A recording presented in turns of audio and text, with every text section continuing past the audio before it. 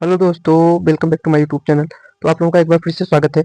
हम आशा करते हैं आप लोग स्वस्थ होंगे, मस्त होंगे और पढ़ाई लिखाई में अपने व्यस्त होंगे और आप लोगों की पढ़ाई लिखाई भी जबरदस्त चल रही होगी। तो जैसा हमने कहा था कि अपने ग्रुप में टेलीग्राम वाले पे कि हम रोज अब एक चैप्टर के क्वेश्चन करेंगे बायो के। फुल फुल चैप्टर होगा आपका। इसमें आपके एनसीईआरटी बेस्ड क्वेश्चन होंगे और आपकी NCERT line to line clear होनी चाहिए। अगर आपने NCERT line to line clear की है तो आपको क्वेश्चन करने में कोई दिक्कत नहीं आएगी, आप क्वेश्चन कर ले जाएंगे। अगर नहीं है, आपने नहीं पढ़ा है तो आपको दिक्कत आएगी। भैया आप इसके साथ अब कवर कर लीजिए, रोज एक चैप्टर होगा, आराम से एक चैप्टर आप कर सकते हैं। तो क्वेश्चन का लेवल आप लोग कमेंट करके बताना कि कैसा है और ये सीरीज हमें आगे कंटिन्यू करनी चाहिए या नहीं, ये भी बताना, ठीक है। इससे आपको क्या लाभ हो रहा है कि नहीं। तो चलिए शुरू करते हैं बिना किसी देरी के अपना क्वेश्चन पहला क्वेश्चन है कि एक यूकैरियोटिक कोशिका हेतु निम्न में से कौन सा कथन सही नहीं है। अब इसको आपने यहाँ पे देखो, सिली मिस्टेक हो सकता है, सही नहीं है। आप जल्दी जल्दी देखोगे तो कहोगे सही है, ठीक है। तो यहाँ पे आपको ध्यान से पढ़ना है। तो पढ़िए, पहला ऑप्शन है कि कोशिका भित्ति पेप्टिडोग्लाइकेन से बनी होती है। भाई पहला ऑप्शन ही गलत हो गया, क्योंकि जो प्रोकैरियोटिक कोशिका होती है उसमें जो कोशिका भित्ति होती है वो पेप्टिडोग्लाइकेन की बनी होती है। ये जो होती है इसमें पेप्टिडोग्लाइकेन की कोशिका भित्ति बनी होती है। आपकी यूकैरियोटिक में आप देखते हो अधिकतर सेलुलोज से बनी होती है, ठीक है। जैसे आपके पादप हो गए, कवक में काइटिन की पाई जाती है ना, प्रोटिस्टा में भी सेलुलोज पाया जाता है। तो ये क्वेश्चन, ये जो ऑप्शन है ये गलत हो गया यूकैरियोटिक कोशिका के संदर्भ में। दूसरा पढ़ लेते हैं, कोशिका द्रव्य में 80 प्रकार के राइबोसोम पाए जाते हैं। एकदम सही बात है, कोशिका द्रव्य में 80 प्रकार के पाए जाते हैं। और जो आपकी माइटोकॉन्ड्रिया होती है और लवक जो होते हैं, माइटोकॉन्ड्रिया और जो लवक होते हैं, इन दोनों में 70 प्रकार के होते हैं, 70, ठीक है। कह रहा है कि माइटोकॉन्ड्रिया में गोलाकार डीएनए होते हैं, ये भी बात सही है। माइटोकॉन्ड्रिया में सर्कुलर डीएनए होते हैं जिन्हें हम कहते हैं प्लाज्मिड। क्या कहते हैं भैया? प्लाज्मिड कहते हैं, ठीक है। तो ये प्लाज्मिड होते हैं और माइटोकॉन्ड्रिया में पाए जाते हैं, ये भी बात सही है। अगला कह रहा है कि झिल्ली आबद्ध अंगक उपस्थित होते हैं, ये भी सही है। यूकैरियोटिक कोशिका में झिल्ली और झिल्ली आबद्ध कोशिकाएं जो होते हैं वो पाए जाते हैं, प्रोकैरियोटिक में नहीं पाए जाते। तो इस हिसाब से आपका ऑप्शन ए सही हो जाएगा, ठीक है। मतलब यहाँ पे ये सब जो है ये सब सही है। पूछा था कौन गलत है, इस प्रकार आप देखेंगे कि आपका ऑप्शन ए सही हो जाएगा।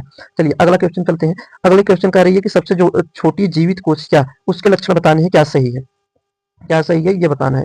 तो सबसे छोटी जीवित कोशिका अब आपको पता होनी चाहिए, जो सबसे छोटी जीवित कोशिका होती है वो क्या होती है? माइकोप्लाज्मा। क्या होती है भैया? माइकोप्लाज्मा। यहाँ पे थोड़ा पेन नहीं चल रहा है क्योंकि मोबाइल की स्क्रीन छोटी है ना, तो फिर से लिख देते हैं। यहाँ पे सबसे छोटी कोशिका क्या है? माइकोप्लाज्मा। अब माइकोप्लाज्मा के तुम्हें गुण पता होने चाहिए। कह रहा है कि ऑक्सीजन के बिना जीवित नहीं रह सकती है, गलत बात है। ये तो ऑक्सीजन के बिना जीवित रह सकती है, ये विकल्पी अवायवी होती है। अगर इसको जरूरत हुई, जहाँ ऑक्सीजन नहीं होगा यहाँ भी जीवित रहेगी माइकोप्लाज्मा। अगला कह रहा है कि कोशिका भित्ति हो सकती है, ये भी गलत बात है, इसमें कोशिका भित्ति नहीं होती है माइकोप्लाज्मा में। अगला ऑप्शन क्या है कि पौधे एवं जंतु दोनों के लिए रोगजनक होती है, एकदम सही बात है, ये दोनों में रोग उत्पन्न करती है माइकोप्लाज्मा। कह रहा है कि पीपीएलओ से छोटी होती है, गलत। जो आपकी पीपीएलओ होती है, वो 0.1 माइक्रोमीटर की होती है, जो कि एक प्रकार की माइकोप्लाज्मा ही है। और जो माइकोप्लाज्मा कोशिका होती है ये 0.3 माइक्रोमीटर होती है, तो ये इससे पीपीएलओ से बड़ी होती है। यहाँ कह रहा है छोटी होती है, इस प्रकार गलत हो गया, तो आपका ऑप्शन सी सही हो जाएगा। आप लोग क्वेश्चन आने के बाद वीडियो को पॉज करना, अपना आंसर सोचना या फिर कॉपी में लिखना, फिर मिलाना, ठीक है। ऐसा नहीं कि साथ साथ कर रहे हो और कह रहे हो कि हमारा सही हो रहा है, ठीक है। चलिए अगला क्वेश्चन है कि मिलान करना है। 3 कॉलम है, आपको 3 कॉलम का मिलान करना है। तो पहला कॉलम क्या है? पहले में है लयन काय। लयन काय को कहते हैं लाइसोसोम। जो लयन काय होता है इसी को कहते हैं लाइसोसोम। एक मिनट, जो लयन काय होता है भैया इसी को कहते हैं लाइसोसोम, ठीक है। तो लयन काय क्या? लयन काय में जल अपघटनीय एंजाइम होता है, यानी पहले का सी। अब ध्यान से देखो, पहले का क्या हो गया? सी। अब पहले का सी देखो किसमें किसमें है, इसमें है, पहले ऑप्शन में है, सी ऑप्शन में है, बी ऑप्शन में है, यानी अब डी ऑप्शन कट गया। अब ये किसमें जाता है? जो जल अपघटनीय एंजाइम होते हैं क्या करते हैं? ये आपके करते हैं पाचन। आपके न्यूक्लिक अम्ल हो गए और जो भी एंजाइम होते हैं उनका क्या करता है? पाचन। तो पहले का सी और सी का चौथे में, तो पहले का सी दूसरे में गया है, ये भी गलत हो गया। पहले का सी पहले में गया, ये भी गलत हो गया, ये भी गलत हो गया। और आप देखेंगे कि पहले का सी, सिर्फ पहले का सी और चौथा एक ही ऑप्शन में है, ठीक है। आगे का भी मिला लेते हैं। दूसरा है पैरोक्सीसोम। पैरोक्सीसोम में हमें पता है कि 2 एंजाइम होते हैं, एक पैरोक्सीडेज होता है और एक कैटालेज होता है। तो पैरोक्सीसोम में कैटालेज एंजाइम हो जाएगा, जो जाएगा डी में, दूसरे का डी। और ये क्या करता है? कैटालेज H2O2 का विघटन करके H2O और O2 बनाता है, ऑक्सीजन बनाता है। तो दूसरे का डी और चौथा हो गया। अगला करा है कि क्लोरोप्लास्ट। हमें पता है कि क्लोरोप्लास्ट में प्रकाशीय फास्फोरिलीकरण होता है, यानी तीसरे का ए। और ये क्या करता है? प्रकाशीय फास्फोरिलीकरण ए केल्विन चक्र का एक प्रक्रिया है, केल्विन चक्र में होता है। तो तीसरे का ए और तीसरे में चला गया। और चौथा क्या है? SER। SER में क्या होता है? साइटोक्रोम P450, यानी साइटोक्रोम P450 होता है, जो क्या करता है? डिटॉक्सिफिकेशन करता है। क्या करता है भैया? डिटॉक्सिफिकेशन करता है, यानी अविषाक्तीकरण करता है। तो यानी ये चला जाएगा चौथा बी में और बी कहाँ चला जाएगा? ए में। यानी आपका इस प्रकार बी ऑप्शन जो हो जाएगा एकदम राइट हो जाएगा, ठीक है। चलिए अगले ऑप्शन पे चलते हैं, अगला क्वेश्चन पे चलते हैं। अगला क्वेश्चन हमारा क्या है? आपका यहाँ पे जो होगा वो बी ऑप्शन राइट हो जाएगा, ये यहाँ पे बी ऑप्शन आपका राइट हो जाएगा। चलिए अगला क्वेश्चन कर रहा है कि निम्न में से कौन सा झिल्ली युक्त नहीं होता है। बताओ ये क्वेश्चन किसमें झिल्ली नहीं होती है, सोच के बताना, गलत मत करना, बताओ। किसमें झिल्ली नहीं होती है? तो हम जानते हैं एंडोप्लाज्मिक रेटिकुलम में भी झिल्ली होती है, एंडोप्लाज्मिक रेटिकुलम में भी झिल्ली होती है, यानी ये ऑप्शन हमारा गलत हो गया। गाल्जिका में भी झिल्ली होती है, ये सब एक, इनमें सब एक झिल्ली होती है, और स्पिरोसोम में भी झिल्ली होती है, जो कि आपकी एनसीईआरटी में नहीं दिया गया है। गुणसूत्र जो होता है इसमें झिल्ली नहीं होती है, तो आपका ऑप्शन ए सही हो जाएगा, इसमें आपका ए ऑप्शन सही हो जाएगा। ठीक है, एक बार काउंट कर लेते हैं अभी तक हमने कितने क्वेश्चन कर लिए हैं। अभी तक हमने कर लिए ये पहला क्वेश्चन, इसके बाद ये दूसरा क्वेश्चन, ये तीसरा क्वेश्चन, ये चौथा क्वेश्चन, और पांचवा क्वेश्चन हमारा आ गया। पांचवें क्वेश्चन में बताओ, पांचवा क्वेश्चन क्या कह रहा है कि सेंट्रियोल, यानी सेंट्रियोल मतलब तारक केंद्र क्या है? ठीक है, तारक केंद्र क्या होते हैं यही पूछ रहा है। तो कह रहा है कि सूक्ष्म नलिकाएं तथा झिल्ली रहित होता है। सेंट्रियोल जो होता है एकदम सही बात है, सूक्ष्म नलिकाओं से बना होता है और झिल्ली रहित होता है, इसमें कोई झिल्ली नहीं पाई जाती है। अगला क्या कह रहा है कि अमीबा, लाल शैवाल, नीलहरित शैवाल, कोनिफर्स तथा आवृतबीजी, यानी जो पौधे होते हैं, जो पौधे होते हैं, और ये अमीबा आपका प्रोटिस्टा होता है। तो ये प्लांट में जो सेंट्रियोल होता है भैया, प्लांट में ये सेंट्रियोल एब्सेंट होता है, ये नहीं पाया जाता, आपको लिखाया गया, ये सिर्फ जंतुओं यानी प्राणियों में पाया जाता है। इस प्रकार ये भी ऑप्शन एकदम सही हो गए। अगर दो ऑप्शन सही हो गए तो आप यहाँ से लगा सकते हो, यस सही हो गया, ये उपरोक्त सभी होंगे। तीसरा भी सुन लो क्या कह रहा है, यह कह रहा है कि आधारभूत प्रचलनी में तथा तर्क निर्माण में इसकी द्वितीय भूमिका होती है, ये भी ऑप्शन सही है। ठीक है, चलिए अगले क्वेश्चन पे चलते हैं। अगला क्वेश्चन हमारा है, अगला क्वेश्चन क्या है, ये हमारा छठवां क्वेश्चन है। छठवां क्वेश्चन क्या कहता है कि दो स्थान युक्त निम्न कथनों को पढ़िए। लिपिड की ए प्लाज्मा झिल्ली में संपूर्ण द्विपरित में प्रोटीन की बी गति का परिचालन करती है। ए और बी क्या होंगे? तो हमें पता है कि जो प्रोटीन की गति होती है लिपिड की द्विपरत में, वो पार्श्व गति करता है। प्रोटीन कैसी गति करता है? पार्श्व गति करता है। तो देख लो बी आपका पार्श्व गति होगा, यानी फ्लिप फ्लॉप कट गया। अब यहाँ पे ये पार्श्व है, ये पार्श्व है, यानी ए और डी में से कोई होगा। अब लिपिड की मोजाइक, लिपिड की जो प्रकृति होती है वो कैसी होती है? अर्ध तरल होती है। कैसी होती है भैया? अर्ध तरल होती है। अर्ध तरल प्रकृति के कारण ये आपका पार्श्वी गति करता है। तो ठीक है, तो यहाँ पे हो जाएगा ए में अर्ध तरल, बी में आपका पार्श्वी गति हो जाएगा। ये सब इस प्रकार आपका ऑप्शन डी राइट हो जाएगा। चलिए अगले क्वेश्चन पे चलते हैं। आप लोग राइटिंग थोड़ा मैनेज कीजिए भाई, मोबाइल में क्या है ना कि इसकी स्क्रीन छोटी है तो लिखने नहीं बनता, इसका जो स्टाइलिश है बहुत अजीब ढंग का है, इससे लिख नहीं पाते हैं। ठीक है, चलिए अगला क्वेश्चन कह रहा है कि लाइसोसोम के एंजाइम किस पीएच पे काम करते हैं? तो हमें पता है कि जो लाइसोसोम होता है, ये आपका 7वां क्वेश्चन है, जो लाइसोसोम होता है, लाइसोसोम जो होता है उसके एंजाइम जो होते हैं वो एसिडिक पीएच पे काम करते हैं, यानी 7 से कम होना चाहिए, और 7 से कम लगभग कितना होता है? 5। तो आपका ऑप्शन ए राइट हो जाएगा। अगला क्वेश्चन कह रहा है कि हरित लवक के राइबोसोम की तुलना में कोशिका द्रव्य के राइबोसोम होते हैं, यानी हरित लवक में जो राइबोसोम पाए जाते हैं उसकी तुलना में जो कोशिका द्रव्य में पाए जाते हैं वो क्या होते हैं? बड़े होते हैं कि छोटे? अब हमें पता है कि जो लवक होता है यानी हरित लवक जो होता है उसमें जो राइबोसोम पाए जाते हैं वो 70 पाए जाते हैं, और माइटोकॉन्ड्रिया में भी 70 पाया जाता है। और जो आपका कोशिका द्रव्य होता है, कोशिका द्रव्य में जो होता है राइबोसोम, वो 80 होता है। तो बताओ कोशिका द्रव्य वाला बड़ा है कि छोटा है लवक की तुलना में? तो कहोगे कि ये जो होता है कोशिका द्रव्य वाला उसकी तुलना में बड़ा होता है, तो आप ऑप्शन सी आपका राइट हो जाएगा। ठीक है, अगला क्वेश्चन कह रहा है कि निम्नलिखित कथन में से ठीक मेल नहीं है उसको, मतलब जो गलत है उसको आपको पहचानना है। ठीक है भैया, आपको गलत पहचानना है कि कौन सा गलत है, मेल है, कौन सा सही मिलान नहीं है। तो कह रहा है कि क्रिस्टी, अब क्रिस्टी किससे किससे संबंधित है? माइटोकॉन्ड्रिया से। हमें पता है कि जो माइटोकॉन्ड्रिया की आंतरिक झिल्ली होती है वो जब अंदर की तरफ वलय बनाती है तो वहां पे एक संरचना का निर्माण होता है जिसको हम क्या कहते हैं? क्रिस्टी। तो यहाँ पे कह रहा है कि मंद ढाल जो माइटोकॉन्ड्रिया की भीतरी झिल्ली की परत के वलन से बनती है। एकदम सही बात है, पहला ऑप्शन आपका सही है। ठीक है, अब क्या है, अगला क्या कह रहा है, यानी पहला ऑप्शन आपका सही है। अगला कह रहा है कि ग्रेना झिल्ली जो चक्रिका को हरित लवक में घेरे रहती है जिसमें पर्णहरिम और कैरोटीनाइड होते हैं। एकदम सही बात है, ग्रेना जो होती है हरित लवक के चारों ओर जो थैलेकॉइड होते हैं उसको घेरी रहती है, और इसमें पर्णहरिम यानी क्लोरोफिल और कैरोटीनाइड वर्णक होते हैं। अगला कह रहा है कि डी ऑप्शन मध्य पटलिका पौधों की आसपास की कोशिका भित्ति के बीच परत का काम करती है जो कोशिका पट्टिका से प्राप्त होती है। ये भी बात एकदम सही है, और जो ये आपकी मध्य पटलिका होती है मुख्यतः कैल्शियम पेक्टेट से बनी होती है। किससे बनी होती है? Calcium pectate. ठीक है, कैल्शियम पेक्टेट की बनी होती है। तो यहाँ पर बात करें, दूसरा जो आपका वी है, वी कह रहा है कि जीव द्रव्य तंतु झिल्ली जो रसधानी को घेरी रहती है। भाई जो झिल्ली रसधानी को घेरती है उसको हम टोनोप्लास्ट कहते हैं। रसधानी की झिल्ली को क्या कहते हैं? टोनोप्लास्ट कहते हैं, जीव द्रव्य तंतु नहीं कहते। जीव द्रव्य तंतु को तो हम इंग्लिश में कहते हैं प्लाज्मोडिस्मेटा। प्लाज्मो प्लाज्मो एक मिनट, प्लाज्मो, भाई पेन नहीं चल रही है यार, देख रहे हो यहाँ पे, प्लाज्मो डिस्मेटा। ठीक है, तो ये जो प्लाज्मोडिस्मेटा होती है भैया, ये क्या करता है कि कोशिका जो प्लांट कोशिका होती है उसके एक दूसरे के जीव द्रव्य को जोड़ता है। ये रसधानी की झिल्ली नहीं होती, जो रसधानी की झिल्ली होती है उसको हम टोनोप्लास्ट कहते हैं। तो इस प्रकार 3 ऑप्शन आपके सही है, जो गलत है वो आपका बी है, तो आपका बी ऑप्शन क्या हो जाएगा? राइट हो जाएगा, यही आपको बताना था। ठीक है, चलते हैं अगले क्वेश्चन पे। अगला क्वेश्चन कह रहा है कि ग्लाइकोकेलिक्स किससे जुड़ा है? ग्लाइकोकेलिक्स किससे संबंधित है? तो हमें पता है कि जो जो जीवाणु होते हैं यानी जो बैक्टीरिया होते हैं उनका जो सेल वॉल होती है उनमें 3 परत होती है, 3 परतों से मिलकर उनका सेल वॉल बना होता है। सबसे पहली परत होती है जो सबसे बाहर होती है उसको कहते हैं ग्लाइकोकेलिक्स। क्या कहते हैं भैया? ग्लाइकोकेलिक्स। ठीक है। अगली जो परत होती है उसको कहते हैं सेल वॉल और अगला जो होता है उसे कहते हैं सेल मेम्ब्रेन। ठीक है, सेल मेम्ब्रेन। तो भैया आपका पूछ रहा है कि ग्लाइकोकेलिक्स किससे संबंधित है, तो आप कहोगे कि जो ग्लाइकोकेलिक्स होता है वो कोशिका भित्ति से संबंधित है, बस। चलिए अगला क्वेश्चन चलते हैं। अगला क्वेश्चन कह रहा है कि निम्न में से असत्य सुमेलित मिलाइए। जो असत्य यानी जो गलत है उसको मिलाना है, जो गलत है। तो कह रहा है कि परासरण जल की विसरण के द्वारा गति होती है। एकदम सही बात है, आप एनसीईआरटी में भी पढ़ोगे कि जल के विसरण को हम क्या कहते हैं? परासरण। यानी ये ऑप्शन आपका सही है, यानी ए ऑप्शन जहां जहां होगा वो तो कट जाएगा। ये भी कट गया, ये भी कट गया।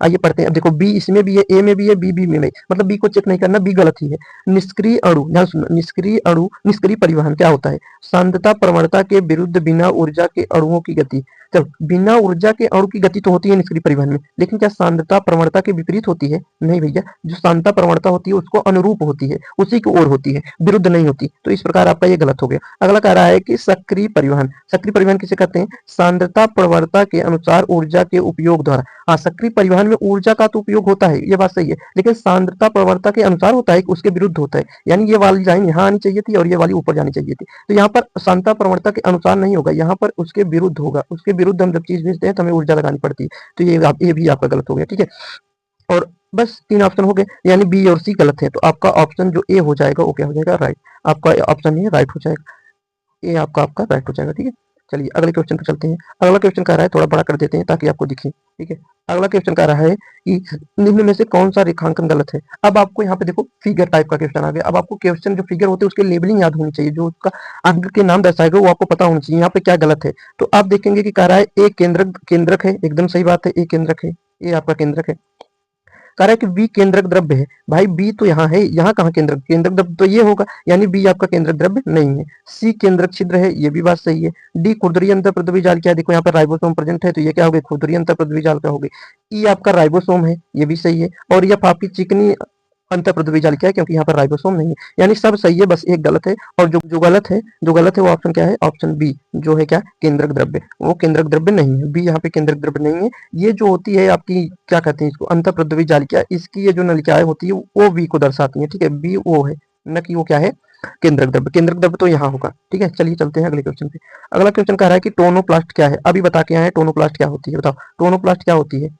भैया अभी हमने बताया कि टोनोप्लास्ट हम किसे कहते हैं? टोनोप्लास्ट हम कहते हैं रसधानी की झिल्ली को। किसको कहते हैं भैया? रसधानी जो होती है उसकी झिल्ली को, रसधानी की झिल्ली को हम कहते हैं टोनोप्लास्ट। ठीक है, तो यहाँ पे देख लो, सूत्रकणिका की बाहरी झिल्ली गलत, हरित लवक की भीतरी झिल्ली गलत, पादप कोशिकाओं में धानी की झिल्ली सीमा एकदम सही, धानी मतलब रसधानी, पादप कोशिका की कोशिका कला ये भी गलत। तो आपका ऑप्शन सी इस प्रकार सही हो जाएगा। अगला अगले बात करते हैं।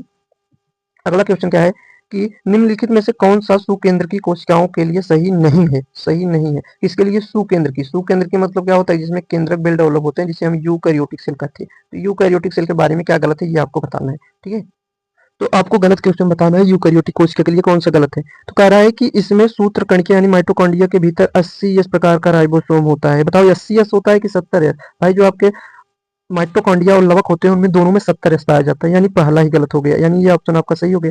अगला कह रहा है कि इसमें कोशिका द्रव्य में 80 प्रकार के राइबोसोम पाए जाते हैं, एकदम सही बात है, यानी ये ऑप्शन नहीं होगा। सूत्रकणिका वर्तुलाकार में डीएनए होता है, सूत्रकणिका में वर्तुलाकार डीएनए होता है, वर्तुला का मतलब होता है गोलाकार, यानी ये भी सही है, ये भी ऑप्शन गलत हो गया, मतलब ये नहीं होगा।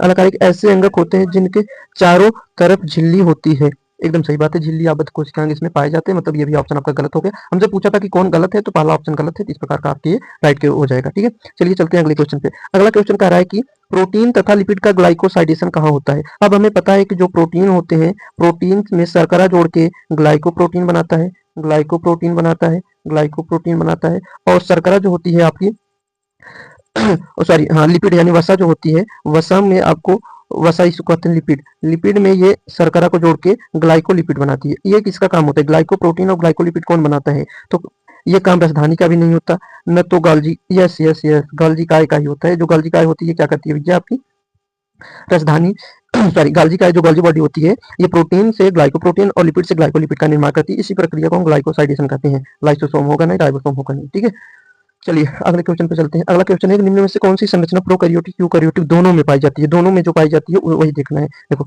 राइबोसोम प्रोकैरियोटिक में पाया जाता है, कोशिका झिल्ली प्रोकैरियोटिक में यूकैरियोटिक में दोनों में पाया जाता है, और कोशिका भित्ति प्रोकैरियोटिक यूकैरियोटिक दोनों में पाया जाता है। यानी पहला ऑप्शन आपका एकदम सही हो गया। और भी ऑप्शन देख लेते हैं। कोशिका झिल्ली दोनों में पाई जाती है, राइबोसोम दोनों में पाए जाते हैं, माइटोकॉन्ड्रिया सिर्फ यूकैरियोटिक में पाई जाती है क्योंकि झिल्लियाबद्ध कोशिकांग है तो ये नहीं पाया जाएगा। वैसे आप इसमें देखेंगे तो यहाँ पे ये जो अंतःपृथ्वी जालिका है यानी एंडोप्लाज्मिक रेटिकुलम ये भी झिल्लियाबद्ध है तो ये भी प्रोकैरियोटिक में नहीं पाई जाएगी। और यहाँ पे गाल्जी उपकरण भी झिल्लियाबद्ध है तो ये भी प्रोकैरियोटिक में नहीं पाई जाएगी। यानी पहला ऑप्शन आपका राइट हो जाएगा। राइबोसोम, कोशिका झिल्ली और कोशिका भित्ति तीनों प्रोकैरियोटिक यूकैरियोटिक दोनों सेल में पाए जाते हैं। ठीक है। अगला क्वेश्चन क्या है कि गाल्जी उपकरण के संदर्भ में निम्न कथनों पर विचार कीजिए तथा सही विकल्प का चयन कीजिए। तो कह रहा है कि गाल्जी उपकरण के संदर्भ में क्या क्या विचार, कौन सा कथन सही है वही पूछ रहा है। तो कह रहा है कि सिस्टर्नी जो उसकी जो आपकी वो गाल्जी बॉडी होती है उसकी जो ये नलिकाएं होती हैं, ये जो नलिकाएं होती हैं इसी को कहते हैं सिस्टर्नी। कह रहे सिस्टर्नी सकेंद्रित रूप से व्यवस्थित होती है केंद्रक के समीप। एकदम सही बात है, ये आपकी एकदम एनसीईआरटी की लाइन है। आप जाके गाल्जी बॉडी पढ़ेंगे तो वहां पे लिखा गया है। अगला कह रहा है कि यह ग्लाइकोलिपिड के निर्माण का स्थल है। अभी बता के आए ग्लाइकोलिपिड और ग्लाइकोप्रोटीन दोनों को बनाता है। तो इस प्रकार आप कहेंगे कि पहला और दूसरा ऑप्शन दोनों सही है। ठीक है। चलिए अगला क्वेश्चन क्या कह रहा है कि प्लाज्मा झिल्ली के बारे में कौन सा कथन सही नहीं है। और प्लाज्मा झिल्ली के बारे में आपको गलत कथन पहचानना है, सही नहीं है। तो प्लाज्मा झिल्ली के बारे में पढ़ो कौन कौन सा कथन गलत हो सकता है। तो कहोगे कि यह पादप और प्राणी दोनों कोशिकाओं में पाई जाती है। एकदम सही बात है। अगला क्या है कि इसमें लिपिड द्वि स्तर में होता है। हाँ, इसमें लिपिड द्वि स्तर में होता है, ये भी सही बात है। कह रहा है कि प्रोटीन लिपिड द्वि स्तर के साथ शिथिल रूप से संबंध होते हैं। एकदम सही बात है, शिथिल रूप से भी संबंध होते हैं और मजबूती से भी जुड़े होते हैं। जो शिथिल रूप से यानी आंशिक रूप से जुड़े होते हैं उन्हें हम कहते हैं अंग सॉरी बाह्य प्रोटीन, और जो कस के जुड़े होते हैं यानी जो कठोरता से जुड़े होते हैं उसे हम कहते हैं इंटीग्रल प्रोटीन, अंगभूत प्रोटीन। तो ये भी सही है। अगला कह रहा है कि इसमें कार्बोहाइड्रेट विद्यमान नहीं होता है। गलत बात है, इसमें कार्बोहाइड्रेट पाया जाता है, शर्करा इसमें पाई जाती है जो बही क्षेत्र में उपस्थित होती है। ये कोशिकाओं के पहचान और संयोजन में मदद करती है। यानी आपका ये ऑप्शन गलत हो गया और हमसे गलत ही पूछ रहा है तो आप कह सकते हैं इस प्रकार ये ऑप्शन गलत है, मतलब डी ऑप्शन एकदम राइट हो जाएगा। ठीक है, क्योंकि हमसे गलत पूछा है तो गलत आपका डी ऑप्शन हो जाएगा। ये सब ऑप्शन नहीं होंगे क्योंकि ये सब सही है। ठीक है। चलिए अगले क्वेश्चन पे चलते हैं। अगला कह रहा है कि पादप व जंतु दोनों कोशिकाओं में कोशिकीय विधियों का प्रमुख कार्य क्षेत्र क्या होता है। ये बताओ ये क्या है, कौन सा सही है इसमें। तो जब आप पढ़ते हैं कोशिका का समग्र अवलोकन तो वहां पर आप पढ़ते हैं कोशिका द्रव्य। कोशिका द्रव्य के बारे में ये लाइन लिखी गई है कि पादप व जंतु दोनों कोशिकाओं में कोशिकीय गतिविधि का जो प्रमुख स्थल होता है वो कोशिका द्रव्य होता है। ठीक है, तो आपका ऑप्शन डी राइट हो जाएगा। अगला क्वेश्चन क्या है कि स्टेरॉइड हार्मोन कहाँ बनते हैं। अब हमें पता है कि जो स्टेरॉइड हार्मोन होते हैं, स्टेरॉइड हार्मोन और जो लिपिड होता है, स्टेरॉइड हार्मोन और जो आपके लिपिड होते हैं इनका निर्माण होता है, कहाँ होता है, इनका निर्माण होता है स्मूथ एंडोप्लाज्मिक रेटिकुलम यानी चिकनी अंतःपृथ्वी जालिका में होता है, यहाँ पे होता है। ठीक है, खुदरी अंतःपृथ्वी जालिका तो प्रोटीन का निर्माण करती है, राइबोसोम भी प्रोटीन का निर्माण करता है और ऑक्सीसोम से कुछ लेना देना नहीं है। तो आपका ऑप्शन ही क्या हो जाएगा, राइट हो जाएगा। अगला कह रहा है कि अंतःझिल्लिका तंत्र में कौन कौन से अंग सम्मिलित है। अब आपको बता देते हैं कि अंतःझिल्लिका तंत्र जो होता है, अंतःझिल्लिका तंत्र में एंडोमेम्ब्रेन सिस्टम जो होता है उसमें 4 आपके अंग उपस्थित हैं। आपका एक है ईआर यानी एंडोप्लाज्मिक रेटिकुलम अंतःपृथ्वी जालिका, दूसरा है गोल्जी बॉडी जिसे हम कहते हैं गोल्जी का, तीसरा है आपका लाइसोसोम या लैन का जिसे कहते हैं लाइसोसोम, और अगला है आपकी रसधानी जिसे हम कहते हैं वैक्यूल यानी रसधानी। ये 4 आपके उपस्थित है, बाकी कोई भी माइटोकॉन्ड्रिया लवक ये सब नहीं उपस्थित है। कह रहे कि अंतःझिल्लिका तंत्र में कौन कौन सम्मिलित है, तो माइटोकॉन्ड्रिया है नहीं तो ये ऑप्शन गलत हो जाएगा। लाइसोसोम यस है, रिक्तिका यानी रसधानी है, ईआर ये भी है, कोशिका झिल्ली से कोई लेना देना नहीं, कोशिका झिल्ली भी नहीं होगी। अगला कह रहा है कि ईआर यानी एंडोप्लाज्मिक रेटिकुलम, गोल्जी बॉडी यानी जीबी, लाइसोसोम है और रिक्तिका यानी बैक्टीरियल, यानी ऑप्शन आपका सी जो हो जाएगा वो राइट हो जाएगा। ईआर तो होता है, गोल्जी का भी होता है, स्पिरोसोम नहीं होता, माइटोकॉन्ड्रिया भी नहीं होता, तो ये भी गलत हो जाएगा। तो इस प्रकार आप कह सकते हैं कि आपका ऑप्शन सी जो हो जाएगा एकदम राइट आंसर हो जाएगा। ठीक है। चलिए अगला क्वेश्चन क्या है कि गैस रिक्तिकाएं पाई जाती हैं। गैस रिक्तिकाएं कहाँ पाई जाती हैं, तो जो गैस रिक्तिकाएं होते हैं भैया वो हरे सल्फर जीवाणुओं में भी पाई जाती हैं, बैगनी प्रकाश संश्लेषी जीवाणुओं में भी पाई जाती हैं, यानी हरे प्रकाश संश्लेषी जीवाणु, बैगनी प्रकाश संश्लेषी जीवाणु और साइनो जीवाणु में भी आपके पाई जाती हैं, बीजीए में भी पाई जाती हैं। तो आप कह सकते हैं कि एक से अधिक ऑप्शन सही होगा, यानी आपका डी ऑप्शन एकदम राइट हो जाएगा। ठीक है। अगला कह रहा है कि लाइसोसोम अपनी अम्लीय अवस्था को बनाए रखता है। अपनी अम्लीय अवस्था को कैसे बनाए रखता है, तो आप इस क्वेश्चन को स्किप कर सकते हो क्योंकि आपकी एनसीईआरटी में नहीं दिया गया है। ठीक है, लेकिन फिर भी अगर जानने के लिए आपको पता हो तो आप कह सकते हैं कि स्वयं के भीतर ये प्रोटॉन को प्रवेश करा के अपनी अम्लीयता को बनाए रखता है। प्रोटॉन मतलब H+ को प्रवेश करा के अम्लीयता को बनाए रखता है। ठीक है। अगला क्वेश्चन कह रहा है कि निम्नलिखित में से कौन अंतःझिल्लिका तंत्र का भाग नहीं माने जाते। अब देखो अभी हमने बताया कि भाग कौन कौन से होते हैं, ये याद कर लो, endoplasmic reticulum, Golgi body, lysosome और भैया वैक्यूल यानी रसधानी, ये सब आपके अंग होते हैं। अब कौन नहीं है उसको अलग कर लो, तो यानी आपका अंतःप्रद्रव्य जाल क्या होता है, गाल्जी समृष होता है। अब पूछ रहा है कि कौन कौन नहीं होते, तो सूत्रकणिका नहीं होता, क्लोरोप्लास्ट नहीं होता, पेरोक्सिसोम नहीं होता, यानी ए सी ई आपका सही ऑप्शन हो जाएगा, यानी ऑप्शन सी आपका एकदम राइट क्वेश्चन हो जाएगा, और राइट आंसर हो जाएगा। अगला क्वेश्चन है कि निम्नलिखित में से कौन सा कार्य कोशिका के साइटोपंजर द्वारा किया जाता है। तो साइटोपंजर जो होते हैं वो क्या करते हैं, यानी कंकाल, कोश की कंकाल जो होते हैं वो क्या करते हैं, तो कोश की कंकाल भैया परिवहन करने में मदद करते हैं, गति करने में मदद करते हैं, या केंद्र की विभाजन करते हैं, प्रोटीन संश्लेषण करते हैं। तो हमें पता है कि ये क्या करते हैं भैया, केंद्र की विभाजन में कोई लेना देना नहीं है, प्रोटीन संश्लेषण भी कोई लेना देना नहीं है, ये गति करने में सहायता करते हैं, ठीक है, परिवहन भी नहीं होगा, गति में ही आ जाता है, ठीक है। चलिए अगला है कि सक्रिय राइबोसोमल आरएनए संश्लेषण के लिए एक स्थल बताइए। स्थल क्या होता है, तो तो सक्रिय राइबोसोमल आरएनए यानी आरआरएनए जो होता है, इसका निर्माण कहाँ होता है, बेसिकली ये तुमसे पूछ रहा है। तो आरआरएनए का निर्माण तुमने पढ़ा था कि केंद्रक के द्रव्य में, जिसे हम केंद्रक द्रव्य कहते हैं, केंद्रक द्रव्य में एक संरचना पाई जाती है जिसको हम कहते हैं केंद्रिका। क्या कहते हैं भैया, केंद्रिका। और जो केंद्रिका होती है ये झिल्ली आबद्ध नहीं होती, यानी इसमें झिल्ली एब्सेंट होती है, तो झिल्ली एब्सेंट होती है। ये जो केंद्रिका होती है ये आरआरएनए का निर्माण करती है। कह रहा है कि परिकेंद्र की अवकाश, यानी ये जो केंद्रक होता है और केंद्रक झिल्ली के बीच में जो अवकाश होता है इसको परिकेंद्र की अवकाश होते हैं, जो 10 से 50 नैनोमीटर होता है, ठीक है। तो ये आपका होगा नहीं, यानी पहला ऑप्शन गलत हो गया। केंद्रक झिल्ली में झिल्ली विहीन संरचना, सॉरी केंद्रक द्रव्य में, केंद्रक द्रव्य में झिल्ली विहीन संरचना क्या होती है, केंद्र क्या होती है, जो आपके आरआरएनए का निर्माण करती है, यानी ये ऑप्शन एकदम राइट हो गया। केंद्रक झिल्ली में होता नहीं, ये एक से अधिक ऑप्शन हो नहीं सकते, ठीक है। चलिए अगला क्वेश्चन ये देखिए आपका आ गया, ये गुणसूत्र से रिलेटेड क्वेश्चन है, IJVL से, और आपको सब मिलान करना है। तो कैसे मिलान करोगे ध्यान से सुनना। अब जो होते हैं गुणसूत्र 4 प्रकार के होते हैं उसके सेंट्रोमियर के आधार पे। अगर सेंट्रोमियर गुणसूत्र के एकदम बीच में उपस्थित है, ठीक है, अगर सेंट्रोमियर एकदम बीच में उपस्थित है तो इसे कहते हैं मेटासेंट्रिक। क्या कहते हैं, मेटासेंट्रिक। चलिए आपको इसको अगले पेज पे समझा देते हैं, 1 मिनट, इस चीज को हम अगले पेज पे समझा देते हैं, ठीक है, इस पेज को, इसको हम अगले पेज पे समझा देते हैं। भाई क्वेश्चन गायब हो गया, अब क्या करें, ये तो क्वेश्चन ही गायब हो गया। 1 मिनट लाते हैं, अगर आ जाएगा ठीक है।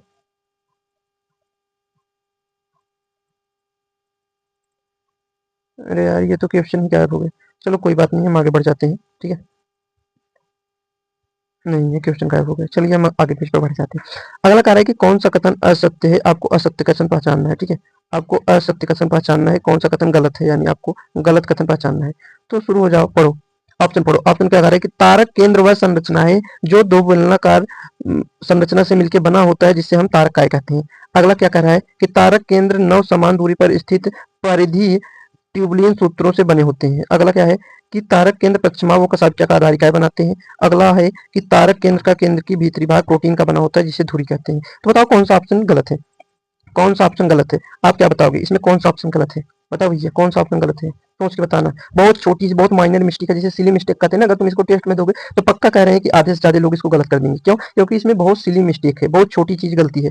तो अगर हम तुमको बता दें तो तुमको लग रहा होगा कि ये भी सही है, ये भी सही है, ये भी सही है, ये भी सही है, ऐसा ही लग रहा है ना। लेकिन देखो पहला ऑप्शन को आप ध्यान से पढ़ो, ये गलत है। क्यों, कह रहा है कि तारक केंद्र वह अंगक है जो दो बेलनाकार संरचनाओं से मिलकर बना होता है, जिसे तारक काय कहते हैं। यानी ये कह रहा है कि ये जो बेलनाकार संरचनाएं होती हैं, ये जो बेलनाकार संरचनाएं होती हैं, इनको तारक काय कहते हैं। गलत बात है भैया, यहाँ जहाँ तारक केंद्र है ना वहाँ तारक काय होगा। तारक काय एक अंगक होता है जो बेलनाकार, दो बेलनाकार संरचनाओं से बना होता है, इसको हम कहते हैं तारक केंद्र, ठीक है। और ये एक दूसरे के लंबवत स्थित होते हैं। तो यहाँ पे होगा ये ऑप्शन, आप जब एनसीईआरटी में पढ़ेंगे तो वहाँ क्लियरली लिखा है कि तारक काय वह अंगक है जो दो बेलनाकार संरचनाओं से मिलकर बना होता है, जिसे हम तारक केंद्र कहते हैं। यानी तारक केंद्र की जगह आपका तारक काय होना चाहिए था, यहाँ तारक काय होना चाहिए था, और जहाँ तारक काय है वहां तारक केंद्र होना चाहिए था। तो इस प्रकार हम कह सकते हैं कि आपका जो पहला ऑप्शन है, पहला ऑप्शन जो है आपका वो गलत है। क्यों भैया, क्योंकि तारक केंद्र तारक काय से नहीं मिलकर बना होता, तारक काय तारक केंद्र से मिलकर बना होता है। तो ये ऑप्शन एकदम गलत है, बाकी ये सब ऑप्शन आपके सही है। ये कसाबिका और पश्चिमाप के धारिकाएं प्रदान करता है, एकदम सही बात है। इसका जो केंद्र वाला भाग होता है वो प्रोटीन बंध से बना होता है, जिसे हम हब कहते हैं या धुरी कहते हैं हिंदी में। और ये नौ समान दूरी पर स्थित है, ट्यूबुलिन प्रोटीन की जो सूक्ष्म नलिकाएं होती है उससे मिलकर बना होता है। और ये भैया त्रिक में लगे होते हैं, ये त्रिक में व्यवस्थित होते हैं, ऐसे ऐसे ऐसे आपके 9 होते हैं, ठीक है, 1 2 3 4 5 6 7 8 और ऐसे एक होता है 9, यानी 3 3 के होते हैं, जिससे ये मिलकर बना होता है। बीच वाले भाग को हम हब कहते हैं, यानी प्रोटीन से बना होता है, धुरी कहते हैं। और ये जो होती है इनको सूक्ष्म नलिकाएं कहते हैं। सूक्ष्म नलिकाएं 9 होती हैं, 3 के जोड़े में होती हैं और ट्यूबुलिन प्रोटीन की बनी होती है, ठीक है। चलिए अगला क्वेश्चन क्या कर रहा है, माइटोकॉन्ड्रिया तथा लवक किसके अतिरिक्त अन्य सभी पहलुओं में समान होते हैं। यानी माइटोकॉन्ड्रिया और लवक में इन 4 ऑप्शन में से तो 3 एकदम दोनों में पाए जाएँगे, लेकिन एक जो होगा सिर्फ़ किसी एक में पाया जाएगा, वही आपको पहचानना है। तो देखो, वृत्ताकार डबल स्टैंडर्ड डीएनए, ये वृत्ताकार डबल स्टैंडर्ड डीएनए जो होता है, ये भैया माइटोकॉन्ड्रिया में भी पाया जाता है, लवक में भी पाया जाता है, और इनमें राइबोसोम भी होता है, आरएनए भी होता है, जिसके कारण हम इन्हें कहते हैं कि ये अर्ध स्वायत्त कोशिकांग है, सेमी ऑटोनोमस है, अपूर्ण स्वायत्त नहीं है, अर्ध स्वायत्त है, ठीक है। यानी ये दोनों में होता है, तो ये आपका होगा नहीं। अगला कह रहा है कि अंतर सजीवी उत्पत्ति, एंडोसिम्बायोसिस ओरिजिन जो होता है, दोनों के लिए होता है, ये दोनों के लिए ही बताता है, ठीक है। ये कहता है कि माइटोकॉन्ड्रिया और लवक का जो निर्माण है जीवाणुओं से हुआ है, क्योंकि उसमें भी कोशिका भित्ति होती है, इसमें भी कोशिका भित्ति होती है, ठीक है। और वो भी विखंडन द्वारा विभाजित होते हैं, ये भी विखंडन द्वारा विभाजित होते हैं, माइटोकॉन्ड्रिया और लवक। और उसके बाद तो इन्हीं के आधार पे कह दिया गया कि माइटोकॉन्ड्रिया और लवक की उत्पत्ति जीवाणुओं से हुई है, बैक्टीरिया से हुई है, और इसी सिद्धांत को हम कहते हैं एंडोसिम्बायोसिस सिद्धांत, जिसे हम कहते हैं अंतःसजीवी सिद्धांत। अगला कह रहा है कि कार्बोहाइड्रेट का जैव संश्लेषण के स्थल। अब बताओ, कार्बोहाइड्रेट का संश्लेषण जो होता है ये लवक में तो होता है, लेकिन क्या बैक्टीरिया में कार्बोहाइड्रेट बनता है भैया? क्या बैक्टीरिया में बनता है? नहीं, ये बात बैक्टीरिया की गलत है, ये सिर्फ लवक में होता है। तो आपका ऑप्शन सी एकदम राइट हो जाएगा, क्योंकि ये सिर्फ लवक में पाया जाता है, माइटोकॉन्ड्रिया में नहीं पाया जाता। अगला कार्य कि विखंडन द्वारा विभाजन, ये भी भैया आपके दोनों विखंडन द्वारा विभाजन होते हैं, तो ये भी सही है, मतलब ये ऑप्शन नहीं होगा। पूछ रहा है कि कौन गलत है, यानी ये आपका गलत है, कार्बोहाइड्रेट दोनों में नहीं होता है, ये सिर्फ एक में होता है। कार्बोहाइड्रेट का निर्माण सिर्फ पादपों में होता है, यानी लवक में होता है, ठीक है। चलिए, अगला क्वेश्चन है आपका कि गुणसूत्र के IJVL प्रकार का अध्ययन सरलता से किया जा सकता है कब? बेसिकली ये आपका अगले चैप्टर को जो कोशिका विभाजन वाला है वहां से लिए गए हैं, लेकिन आपको जानकारी के लिए बता देते हैं कि जब क्या होता है ये कब आपको IJVL शेप देखने को मिलेंगे। तो ये तब देखने के लिए मिलते हैं कि जब गुणसूत्र ध्रुवों की ओर गति करते हैं। जैसे आपका ये जब गुणसूत्र कोशिका द्रव्य में होते हैं, मध्य पट्टिका पर यहाँ पर व्यवस्थित होते हैं, ठीक है, यहाँ पर मध्य पट्टिका पर व्यवस्थित होते हैं, यहाँ काइनेटोकोर इनसे जुड़ा होता है। तो जब इनका विखंडन होता है पश्चावस्था में, एनाफेज में जब गुणसूत्र बिंदु का विखंडन होता है, तो ये जो होते हैं गुणसूत्र अपने अपने ध्रुवों की ओर जाने लगते हैं। तो इसी समय हमें क्या दिखाई देता है? IVJL shape. तो किस, अगर पूछे किस अवस्था में दिखाई देता है, तो कहोगे कि कोशिका विभाजन के केंद्रक विभाजन की जो एनाफेज अवस्था होती है उसमें दिखाई देती है, ठीक है, पश्चावस्था में। तो और इस समय क्या कर रहे होते हैं? गुणसूत्र अपने ध्रुवों की ओर गति करते हैं। आपका ऑप्शन भी राइट हो जाएगा। अगला क्वेश्चन कह रहा है न्यूक्लिक अम्ल में क्या पाया जाता है? न्यूक्लिक अम्ल में क्या पाया जाता है? हिस्टोन प्रोटीन, हाँ पाया जाता है। केवल डीएनए नहीं भाई, डीएनए के साथ हिस्टोन प्रोटीन भी होता है, ठीक है, यानी ये नहीं हो गया। दोनों डीएनए तथा आरएनए। अब देखो, डीएनए तथा आरएनए न्यूक्लिक अम्ल तो होते हैं, लेकिन ये पूछ रहा है न्यूक्लिक अम्ल में क्या पाए जाते हैं? तो न्यूक्लिक अम्ल में आपके डीएनए और हिस्टोन दोनों पाए जाते हैं। ये ऑप्शन आपका राइट हो जाएगा। अगला क्वेश्चन है कि लाइसोसोम अपनी अम्लीय अवस्था को बनाए रखता है। ये क्वेश्चन हम कर चुके हैं, तो वो पीछे करके आए हैं, बी ऑप्शन इसका राइट हो जाएगा। अगला क्वेश्चन है कि यूकैरियोटिक कोशिका में केंद्रिका होती है। केंद्रिका किस लिए होती है? अभी बताया क्या है, केंद्रिका क्या करती है? केंद्रिका आरआरएनए का निर्माण करती है, और राइबोसोमल प्रोटीन तथा आरआरएनए जो होती है उसकी पैकेजिंग का स्थान होती है। ये भी उसी के फंक्शन है, तो आपका ऑप्शन डी एकदम राइट हो जाएगा। ये सब गलत हो जाएंगे, ठीक है भैया। चलिए, अब बात करते हैं हम अगले क्वेश्चन की। तो अगला क्वेश्चन जो है आपका वो क्या है कि मंड लवक, तेल लवक व प्रोटीन लवक लवकों के किस वर्ग में आते हैं? अब ध्यान से सुनना भैया, ये जो लवक होते हैं ना, बेसिकली लवक जो होते हैं, एक मिनट आपको हम अगले पेज पे बता देते हैं। यहाँ पे अगला पेज ले लेते हैं। अब ध्यान से सुनना, जो लवक होते हैं ना, जो लवक होते हैं, एक मिनट यार, पेन क्यों नहीं चल रही है? ये जो लवक होते हैं भैया, ये 3 प्रकार के होते हैं। लवक होते हैं, एक वर्णी लवक होता है, एक अवर्णी लवक होता है, और एक आपका हरित लवक होता है, यानी क्रोमोप्लास्ट, ल्यूकोप्लास्ट और क्लोरोप्लास्ट, ठीक है। अब हमें पता है कि क्लोरोप्लास्ट में क्लोरोफिल पाया जाता है, वर्णी लवक में वसा में विलेय, जल में नहीं वसा में विलेय वसा में विलेय वर्णक पाए जाते हैं, लेकिन जो अवर्णी लवक होता है इसमें वर्णक नहीं पाए जाते हैं, और ये जो काम करता है ये भोजन संग्रहण का काम करता है। अब जो आपका अवर्णी लवक होता है, अब आपका जो अवर्णी लवक होता है ना, ध्यान से सुनना, जो आपका अवर्णी लवक होता है, नहीं चल रही है यार पेन, आपकी जो अवर्णी लवक होता है भैया वो 3 प्रकार का होता है। एक होता है एल्यूरोप्लास्ट, एक मिनट, जो आपका, एक मिनट इसको हम मिटा ही देते हैं। तो जो आपका अवर्णी लवक होता है ना, ध्यान से सुनना, जो आपका अवर्णी लवक होता है, यहाँ से लिख देते हैं फिर से, ठीक है। आपका जो अवर्णी लवक होता है, अवर्णी लवक यानी ल्यूकोप्लास्ट जो होता है, अवर्णी लवक, अवर्णी लवक जो होता है वो 3 प्रकार का होता है। एक होता है एल्यूरोप्लास्ट, एल्यूरोप्लास्ट, एक आपका होता है इलाइयोप्लास्ट, इलाइयोप्लास्ट, और एक आपका होता है एमाइलोप्लास्ट, एमाइलोप्लास्ट, एमाइलोप्लास्ट, ठीक है। आप लोग थोड़ा मैनेज कीजिएगा भैया, क्योंकि ये मोबाइल में लिखा नहीं जा रहा है यार इस पेन से। अब इसके लिए तो हमें टैब लेना चाहिए था, लेकिन अब क्या बताएं, कुछ ऐसी कंडीशन है कि टैब हम ले नहीं सकते, तो सोचिए इसी से आपको क्वेश्चन प्रैक्टिस करा देते हैं। आप लोग भी थोड़ा मैनेज कीजिए, हम भी मैनेज करते हैं, बाकी जब कंडीशन सही हो जाएगी तो टैब भी ले लेंगे, ठीक है। तो कह रहा है कि एल्यूरोप्लास्ट अवर्णी लवक भोजन संग्रहण का काम करते हैं, और ये 3 प्रकार के होते हैं, एल्यूरोप्लास्ट, इलाइयोप्लास्ट और एमाइलोप्लास्ट। अब जो आपका एल्यूरोप्लास्ट होता है इसको कहते हैं हम प्रोटीन लवक, क्या कहते हैं भैया, प्रोटीन लवक, क्योंकि ये प्रोटीन का संग्रहण करता है। अब ये जो होता है इलायोप्लास्ट, इसको कहते हैं तेल लवक या वसा लवक कहते हैं, क्योंकि ये भैया जो होता है ये तेल और वसा का संग्रहण करता है। और एमाइलोप्लास्ट को हम कहते हैं मंड लवक, क्योंकि ये मंड यानी स्टार्च का संग्रहण करता है। तो आपसे क्वेश्चन में को क्या पूछ रहा है कि मंड लवक, तेल लवक और प्रोटीन लवक लवक के किस वर्ग से आते हैं, तो ये अवर्णीय वर्ग, अवर्णीय लवक के प्रकार होते हैं जो भोजन संग्रहण का काम करते हैं। ठीक है भैया, तो कोई पूछे किसके भाग हैं ये, तो आप क्या बताओगे, ये अवर्णीय लवक के भाग हैं जो भोजन संग्रहण का काम करते हैं। चलिए अगला क्वेश्चन क्या है, अगला क्वेश्चन कह रहा है कि कौन सा कथन गलत है। आपको माइटोकॉन्ड्रिया के बारे में कौन सा कथन गलत है यहाँ पे पहचान करनी है। पहला ऑप्शन है कि माइटोकॉन्ड्रिया को जब तक विशेष रूप से अभिरंजित यानी उसको रंगा नहीं जाता है, रंगते नहीं है, तब तक सूक्ष्मदर्शी में आसानी से नहीं दिखाई देता है। ये बात एकदम सही है, क्योंकि जो माइटोकॉन्ड्रिया होता है ना उसका आकार छोटा होता है। लवक तो आसानी से दिखाई दे जाता है, लेकिन जो माइटोकॉन्ड्रिया होता है जब तक उसको हम अभिरंजित नहीं करते हैं तब तक वो दिखाई नहीं देता। और कोई पूछे कि इसको किससे अभिरंजित करते हैं, इसको अभिरंजित करने की वाली जो डाई होती है उसको कहते हैं जीनस ग्रीन डाई। कौन सी डाई होती है भैया, जीनस, एक मिनट यार, जीनस, जीनस ग्रीन डाई होती है, उससे हम अभिरंजित करते हैं। पहला ऑप्शन एकदम सही है आपका। ठीक है, अगला कह रहा है कि कोशिकाओं की भौतिक क्रिया प्रति कोशिका माइटोकॉन्ड्रिया की संख्या का निर्धारण करती है। ये भी बात सही है, ये आपकी एनसीईआरटी की लाइन है कि जो माइटोकॉन्ड्रिया की संख्या होती है किसी कोशिका में कम होती है, किसी कोशिका में ज्यादा होती है। अब कम होगी कि ज्यादा होगी ये कोशिका के कार्य पर निर्भर करता है कि वो कोशिका कार्य कैसी करती है। तो कोशिका की जो कार्य की होती है उसके अनुसार उसमें माइटोकॉन्ड्रिया की संख्या होती है। इस प्रकार ये भी क्वेश्चन आपका सही है, ऑप्शन सही है। अगला देखो डी ऑप्शन आप देखोगे तो माइटोकॉन्ड्रिया विभाजन विखंडन द्वारा होता है। ये भी आपका सही है, क्योंकि माइटोकॉन्ड्रिया और लोग दोनों विखंडन द्वारा विभाजित होते हैं। ठीक है, अब तीसरा क्वेश्चन आपका ऑब्वियसली गलत हो जाएगा। अब इसमें कहा क्या रहा है कि कोशिका के पावर हाउस माइटोकॉन्ड्रिया में डीएनए, आरएनए, राइबोसोम और एंजाइम होते हैं। एकदम सही बात है, इसमें डीएनए, आरएनए और एंजाइम और राइबोसोम होते हैं। ठीक है, इतनी बात सही है। आगे क्या कह रहा है, आगे कह रहा है कि यह कोशिका के बाहर भी जीवित रह सकता है। नहीं भाई, ये क्वेश्चन इतना ऑप्शन गलत हो गया आपका। ये जो लाइन कह रहा है ये गलत हो गया, क्योंकि कोशिका के बाहर जीवित नहीं रह सकता, क्योंकि ये अर्ध स्वायत्त कोशिकांग होता है, ये पूर्ण स्वायत्त नहीं होता है, ये सेमी ऑटोनोमस होता है। तो इस प्रकार ये अपने कार्य के लिए जो भी इनको प्रोटीन चाहिए वो पूरी तरीके से निर्माण नहीं कर पाता, कुछ प्रोटीन का निर्माण करता है। तो इस प्रकार ये कोशिका के बाहर जीवित नहीं रह सकते। आपका ऑप्शन सी सही हो जाएगा, क्योंकि हमसे गलत पूछा था। ठीक है, और बाकी आपके 3 ऑप्शन सही है। ठीक है भैया, चलिए अगला क्वेश्चन, सबसे बड़ी कोशिका। हाँ भैया, ऐसा क्वेश्चन मिल जाए तो क्या बात है, तब तो मतलब मजे ही मजे। सबसे बड़ी कोशिका क्या होती है, शुतुरमुर्ग का अंडा होता है, ये आपको पता है। ऑस्ट्रिच जो होता है वो सबसे बड़ी कोशिका होती है।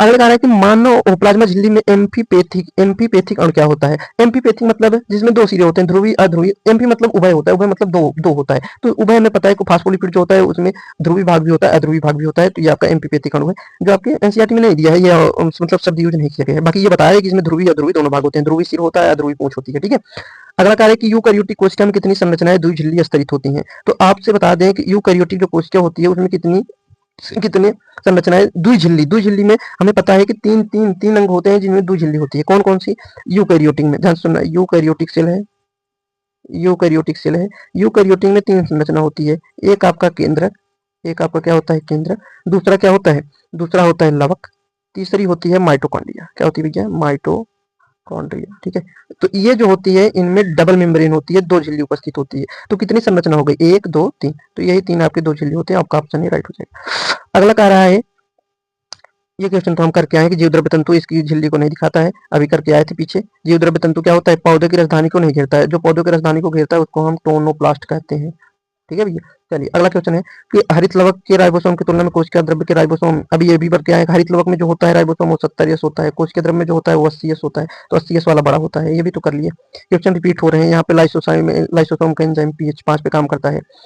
ये भी पढ़ के आए कि अर्ध तरली प्रकृति होती है लिपिड की, जिसके कारण प्रोटीन उसमें पार्श्व।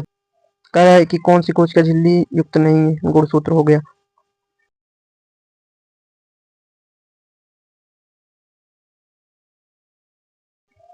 ये भी हम कर ही लिए हैं।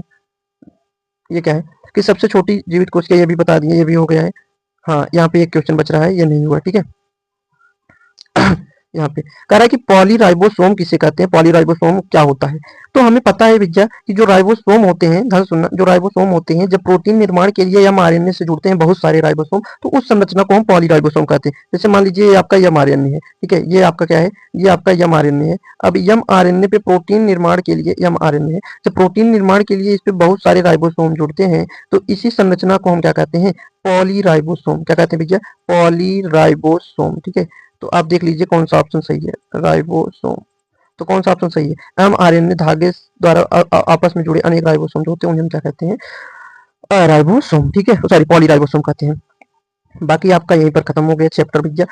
आशा करते हैं कि आप लोगों को ये वीडियो अच्छी लगी होगी। इसमें आपको जितने भी क्वेश्चन, जितने भी प्रकार के क्वेश्चन थे एनसीईआरटी के लाइन से, जितने भी क्वेश्चन उठाए जा सकते थे, हमने आपको करा दिए हैं। अब आप लोग कमेंट में बताइएगा कि क्वेश्चन का लेवल कैसा था और आपको वीडियो से कुछ बेनिफिट हो रहा है कि नहीं, आप चाहते हो कि हम वीडियो बनाएं या नहीं। ठीक है, तो कमेंट में अपनी राय जरूर दीजिएगा, क्योंकि आपके एक एक कमेंट से हमको बहुत ज्यादा हिम्मत मिलती है, बहुत ज्यादा मोटिवेशन मिलता है कि हम आप लोगों के लिए और मेहनत करें। ठीक है, तो आज की वीडियो यहीं तक होगी। बाकी आप लोग चैनल को सब्सक्राइब कर लीजिएगा, क्योंकि रोज आपके आएंगे वीडियो, तो आपको ताकि नोटिफिकेशन मिल जाए। और वीडियो को लाइक शेयर भी कर दीजिएगा भाई, आपका मन हो तो कर दीजिएगा। आपका अगर आपको लगता है कि हाँ काम की वीडियो थी, हमारे काम की आई, तो हम लाइक शेयर कर देते हैं। ठीक है, तो आप लोगों का बहुत बहुत धन्यवाद भैया, आप लोगों का बहुत बहुत धन्यवाद, थैंक यू। ठीक है, बढ़िया से पढ़ाई करो। अगला चैप्टर जो होगा वो होगा कोष्ठक विभाजन वाला, तो अगला चैप्टर आप लोग पढ़ के आइएगा। ठीक है, अगर हम बात करें आज कुल क्वेश्चन की, तो लगभग स्लाइड इसमें 52 दिख रही होंगी आपको, 52 स्लाइड है। ठीक है, तो 52 में से अगर हम कुल काट पीट की बात करें, फिर भी हमने आज लगभग 50-45 क्वेश्चन तो कर ही लिए। ठीक है, तो चलिए आप लोगों का बहुत बहुत धन्यवाद यहाँ पे वीडियो में जुड़ने के लिए। बाकी अपना प्यार बनाए रखिएगा। थैंक यू, धन्यवाद।